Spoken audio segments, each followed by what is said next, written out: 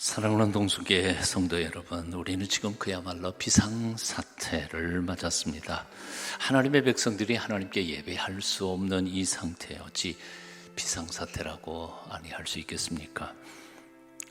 오늘 아침 새벽 저는 시편 42편 읽으면서 함께 예배드리지 못하는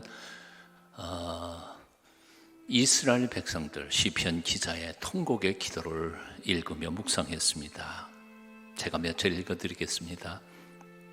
하나님이여, 사슴이 시냇물을 찾기에 갈급함 같이 내 영혼이 주를 찾기에 갈급하나이다. 내 영혼이 하나님 곧 살아계신 하나님을 갈망하나니 내가 어느 때에 나아가서 하나님의 얼굴을 배울까? 사람들이 종일 내게 하는 말이 네 하나님이 어디 있느냐 하오니 내 눈물이 주야로 내 음식이 되었도다. 내가 전에 성의를 지키는 무리와 동행하여 기쁨과 감사의 소리를 내며 그들을 하나님의 집으로 인도하였더니 이제 이 일을 기억하고 내 마음이 상하는도다. 내 영혼아, 내가 어찌하여 낙심하며 어찌하여 내 속에서 불안해하는가? 너는 하나님께 소망을 두라. 그가 나타나 도우심으로 말미암아 내가 여전히 찬송하리로다. 아멘. 오늘 우리의 형편이 아닐까 하는 생각이 듭니다. 여러분도 저도 평생 처음 겪어보는 비상사태, 예배당에서 주의 백성들과 함께 예배할 수 없어 인터넷으로 예배할 수밖에 없는 이 사태를 맞으면서 당부드리는 말씀 몇 마디가 있습니다. 첫째는 이 일이 결코 우연이 아니라 적어도 하나님이 사실만큼은 기억하자는 겁니다. 역사의 주인이신 하나님이 허락지 않고 일어나는 사건이 이 세상에 있을까요?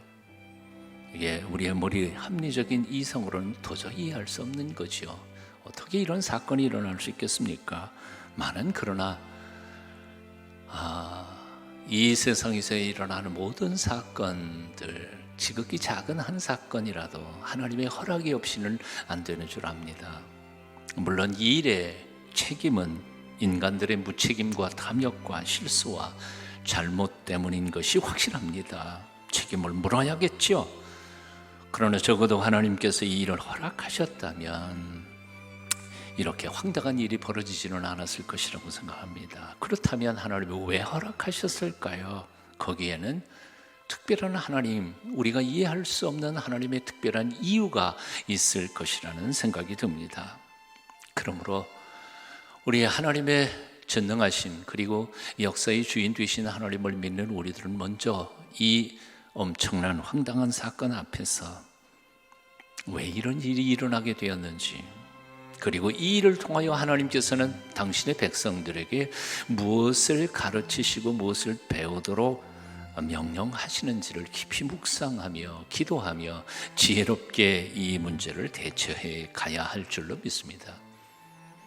그러므로 우리 그리스도인들은 함부로 누구를 원망하거나 혹은 파당으로 나뉘어서 싸우거나 격분해서 죄를 짓지 않도록 조심하면서 우리를 향하신 하나님의 뜻을 분별하기를 애쓰는 하나님의 사람들이 되어야 할 줄로 믿습니다. 두 번째 당부의 말씀이 있습니다. 하나님은 모든 일을 통해서 선을 이루어 가신다는 사실을 기억하자는 것입니다. 모든 일입니다. 이렇게 황당한 일까지 포함해서 말이죠. 성공한 것만 아니라 실패한 것까지도요. 우리는 지금 엄청난 일을 만났지만 이 일 속에서도 하나님은 여전히 당신이 이 일을 해가고 계신다는 사실을 신뢰해야 할 줄로 믿습니다. 저는 그 사실을 기도하면서 물으면서 하나님께 지혜를 달라고 기도했습니다. 그 중에 한 가지는 이겁니다. 아마도 하나님은 우리 한국 교회에 미숙한 신앙인들을 성숙시키는 훈련의 한 과정으로 사용하고 계시는 것 아닐까 생각해 봅니다. 미숙한 신앙 뭘까요?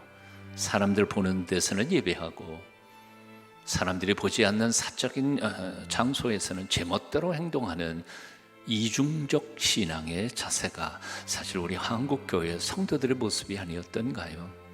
예배당에서는 누구보다도 신앙이 좋은 사람처럼 예배하다가 직장과 가정과 동네에서는 형편없이 살아가는 것이 오늘 우리 한국교회 크리스찬들의 모습이 아니었던가요?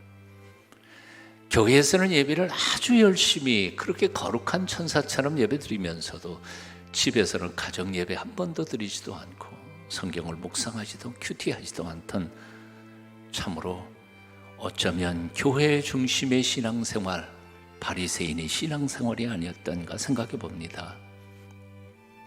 하나님께서 이스라엘 백성들 혼내시고 예루살렘 성전을 허무시고 그들을 바벨론 슬픔의 강가로 끌고 가셨습니다.